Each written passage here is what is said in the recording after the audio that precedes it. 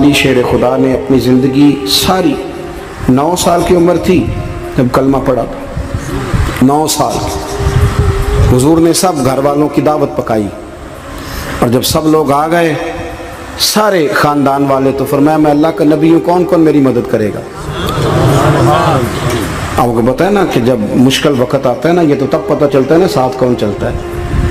امیر آدمی ہو نا جس کے پاس 10 کروڑ روپیہ ہو اور وہ اپنے مکان کا تیسرا لینٹر ڈالنے لگے نا، تیسرا، تو سارے بڑے بڑے لوگ آ کے پوچھتے ہیں چودھری صاحب کوئی ضرورت ہوئی تو بتانا، پیسے پوچھے۔ تو غریب آدمی کی چھت گر جائے تو اسے کوئی بھی نہیں پوچھتا، بلکہ جن سے تعلق ہوتا ہے وہ بھی موبائل بند کر لیتے ہیں، وہ کہتے ہیں اب اس نے واپس کیسے کر دیں۔ حضرت مولا علی اس زمانے میں جب سام سونگ گیا سب کو، حضور نے فرمایا کون کون میرے ساتھ چلے گا؟ روٹی بھی کھا لی، گھر بھی آ گئے، صادق اور امین بھی کہہ دیا، جب کہا چلے گا کون کون؟ چپ کر گئے۔ تو حضرت علی کہتے ہیں جب میں نے حضور کے چہرے پر ذرا پریشانی دیکھی نا، یہ چلتے کیوں نہیں، تو آپ فرماتے ہیں کہ ابھی میں کھجور کھا رہا تھا، کرتا لمبا پہنا ہوا تھا، سب سے پیچھے بیٹھا تھا، اور حضرت علی کا قد بھی درمیانہ تھا۔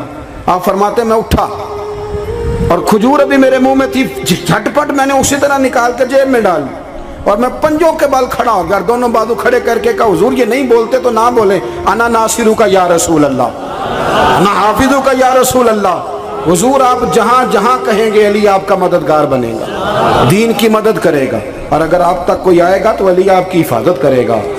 9 سال کی عمر میں چلے علی دین کی نوکری کے لیے، پھر بدر میں بھی پہلی صف میں، احد میں بھی پہلی صف میں، خندق میں بھی پہلی صف میں۔ ایک جنگ میں حضور نے کہا علی تو رہ جا، اس دفعہ رہ جا، تو عرض کی رو پڑے حضرت علی، دلیر آدمی تھے، رو پڑے، کہنے لگے حضور آپ مجھے بچوں اور عورتوں کے پاس چھوڑ کے جا رہے ہیں، حضور مجھے لے چلے، میں میدان کا زندگی ساری گزار دی، ساری زندگی گزار دی، اپنے زمانے میں آپس کا اختلاف بھی دیکھا، ساری زندگی شیر خدا نے دین کو دے دی۔ کوفے کی جامع مسجد میں 21 رمضان کو جب حضرت علی کو خنجر لگا نا، تو تاریخ میں جملہ محفوظ ہے، خنجر لگا نا جب، وہ 9 سال کی عمر میں یاری لگائی، 63 سال عمر ہو گئی، جب خنجر لگا تو کہنے لگے فزت برب الکعبہ، مجھے رب کعبہ کی قسم آج کامیاب ہو گیا ہوں، پانی پرن سہیلیاں تے رنگا رنگ کڑے، اسی پریا اس دا جانیے جس دا توڑ چڑھے۔ کہا دیکھو بھائی میں آج کامیاب ہو گیا، میں کامیاب ہو گیا، وہ جو میں نے کہا تھا حضور میں ساتھ رہوں گا، تے لے سجنا سا توڑ نبھائی، جان دیتی راہ تیرے، دے دیا، ہر چیز دین کو دے دی۔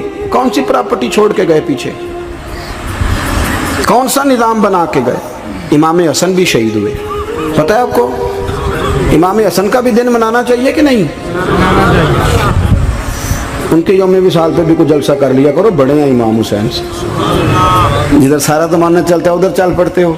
حدیث میں جہاں جہاں نام آیا نا، پہلا امام حسن کا ہے، دوسرا امام حسین کا ہے، اور امام حسین کے اپنے جملے ہیں، فرماتے ہیں میرا میرا بھائی نہیں، میرا امام بھی ہے، میرا امام بھی ہے۔ اور آپ فرمایا کرتے تھے میں نے بڑی چیزیں اس حسن سے سیکھی ہیں، جو انہوں نے سیکھا ایک بتاؤں اس میں سے؟ کچھ لوگ تھکے تھکے ہیں آپ میں سے، حالانکہ میں تو زیادہ سفر کر کے آیا ہوں، عرض کروں جو انہوں نے سیکھا ہے؟ سنو، امام حسین خود بتاتے ہیں، فرماتے ہیں کہ اب میرے بھائی نا امام حسن اپنی ایک بیوی کو طلاق دینا چاہتے تھے، اختلاف شدید ہو گیا، بات طلاق تک آ گئی، مجھے پتہ چلا تو میں پہنچا، میں نے کہا بھائی جان کیا اختلاف ہے بھابھی سے، سنا طلاق دینے لگے ہیں؟ فرمایا ہاں طلاق دے دوں گا۔ چلی گئی ہے میکے، فرمایا بتائیں غلطی کیا، کیوں دے رہے ہیں؟ تو امام حسن فرمانے لگے حسین آپ نے قرآن نہیں پڑھا؟ میں نے کہا جی پڑھا ہے، بتائیں۔ کہنے لگے اللہ فرماتا ہے ہن لباس لکم وانتم لباس لہن، مرد عورتوں کا لباس ہے، عورتیں مردوں کا لباس ہیں۔ فرمایا میری بیوی میں کوئی کمزوری ہوگی تو میں پردہ ڈالوں گا کہ دنیا کو بتاؤں گا؟ امام حسین کہتے ہیں میں نے اٹھ کے بھائی کا ہاتھ چوما، میں نے کہا آیت میں نے پہلے بھی پڑھی تھی، تفسیر آج سمجھ میں آئی ہے، تفسیر آج سمجھ میں آئی ہے، میرے بڑے بھائی نے سمجھائی ہے، سمجھ میں آئی۔ کہتے ہیں کچھ دنوں کے بعد امام حسن نے بیوی کو طلاق دے دی، میں پھر آیا اور میں نے کہا میرے شانوں والے بھائی آپ بھی بتا دیں کیا مسئلہ تھا؟ تو کہتے ہیں میرا ماتھا چوما میرے بڑے بھائی نے، اور کہنے لگے حسین چھوڑ، وہ غیر محرم بی بی ہے، میں کسی غیر کی باتیں تیرے ساتھ کیا کروں، طلاق دے دی، غیر محرم ہو گئی، اب اس کا ذکر کیا چھیڑنا؟